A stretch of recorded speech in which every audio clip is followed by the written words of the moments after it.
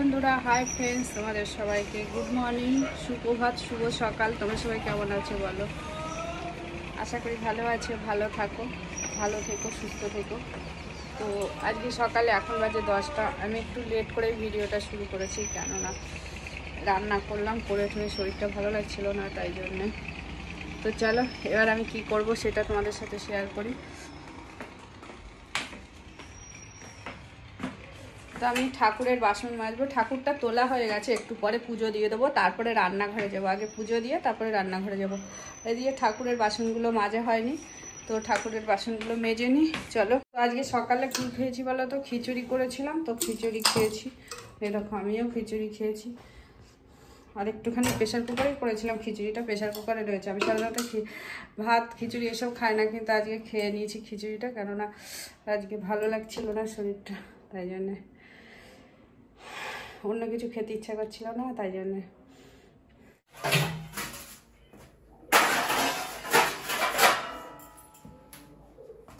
তো ছেলে বললো আজকে চিলি চিকেন খাবো, তাই জন্য চিলি চিকেন করবো।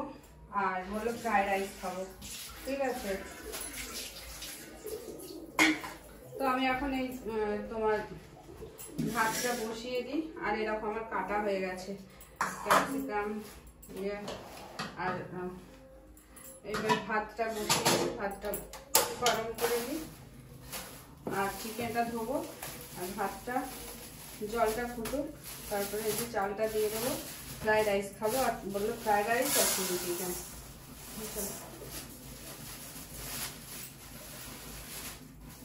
একটুখানি বেশি করে রাখি, পুরোটাই করে রাখি। এখানে পুরো 500 চাল নেই অবশ্য, আর এমনি তো এই চালগুলো অত বেশি ফোটানো যায় না, অল্প করে ফোটাতে হয়। পুরো 500 চাল নেই, অল্পই আছে। রাত্রে তো খাবে, আর যদি খায় কালকে একবেলায় খাবে, আর দুপুরে যদি থাকে তো খাবে। 400 গ্রাম চাল আছে।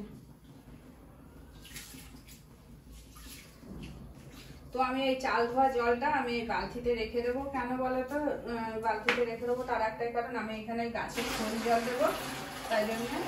তো এখানে আমি ভিজিয়ে রেখে দিলাম।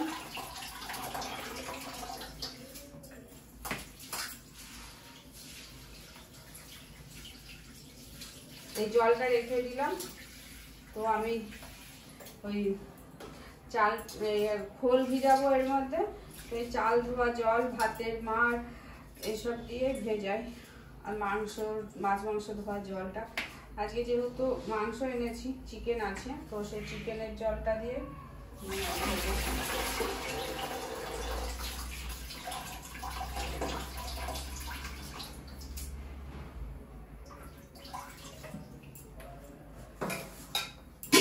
ভাতটা বসিয়ে দিই।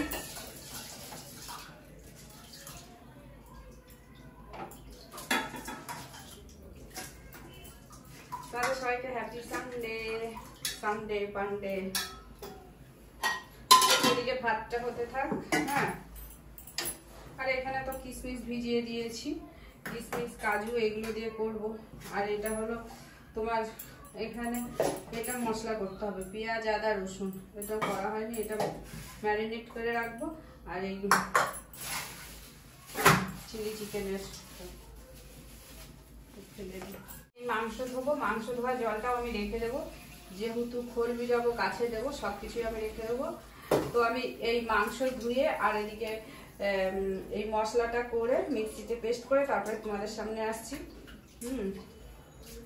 এই মাংস ধোয়া জলটাও রেখে দেবো। একবারে বলেছি চিলি চিকেন করবো, সেরকম করে কেটে দাও, তা ওরা সেরকম করে কেটে দিয়েছে। আজকে মাংসটা এনেছি তখন সকাল 8টা বাজে। আমি ফার্স্ট খরিদ্দার ছিলাম ওর দোকানে।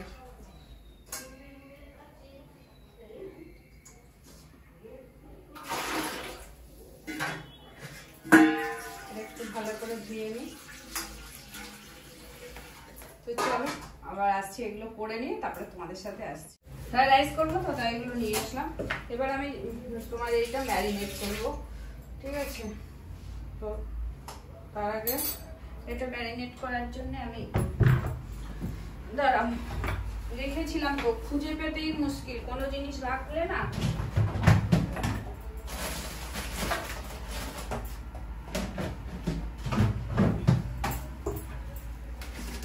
তাও পেয়েছি, ভাগ্য ভালো পেয়েছি জানো তো, না হলে আমাকে সারা দুনিয়া খুঁজে কি বলছে কিচ্ছু মনে থাকে না, কিচ্ছুই আমার মনে থাকে না। তো আমি এখানে আরারুট দিয়ে দেবো।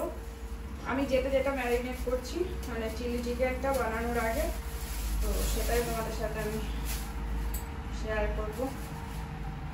এখানে আমি দিয়ে দিলাম অ্যারারুট 2 চামচ, এই চামচের 2 চামচ অ্যারারুট দিলাম।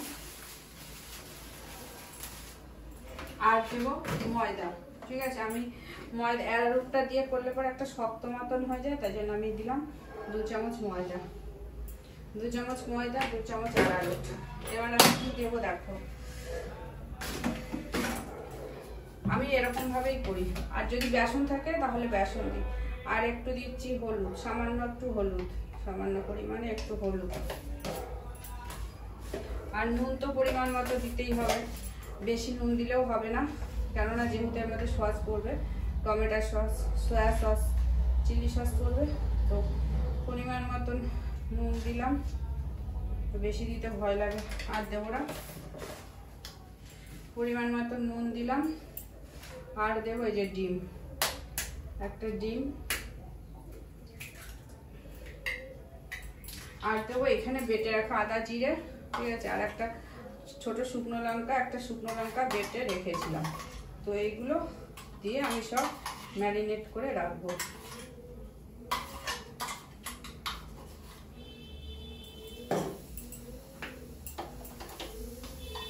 এদিকে ফ্রাইড রাইস বানানো ভাতটা আমার হয়ে এসেছে। তো এটা ভালো করে মেখে আমি রেখে দেব। তারপরে আমি এখন এগুলো সব রেডি করে রেখে গেলাম। এরপরে আমি এখন পুজো দিতে যাব, ঠিক আছে। পুজো দিয়ে এসে তারপরে আমি এগুলো রান্না করব।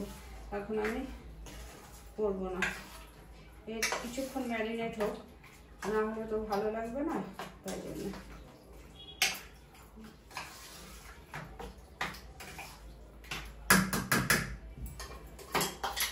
আর একটু বাটা মশলা রেখে দিলাম, এটা আমি আমার কাজে লাগবে। আমি যখন চিলি চিকেনের মশলাটা করবো আমি একটুখানি বাটা মশলা দেবো, আদা জিরে, আদা রসুন পেঁয়াজ। তো এই যে আমার এটা ম্যারিনেট করা থাকলো। এবার পরে এসে আমি ভাজবো।